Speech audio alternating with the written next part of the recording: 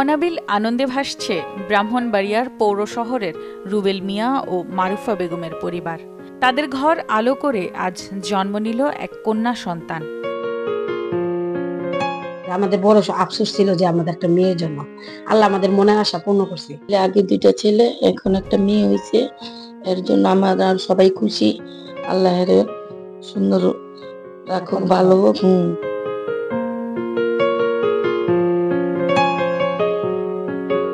নবজাতক ও তার পরিবারকে শুভকামনা।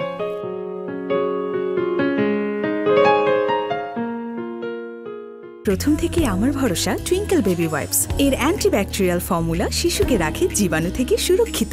5.5 pH ব্যালেন্স শিট ত্বক রাখে কোমল ও মসৃণ, আর অ্যালকোহল মুক্ত হওয়ায় ত্বকে র্যাশ হয় না। টুইঙ্কেল বেবি ওয়াইপস, শুরুটা হোক যত্নে।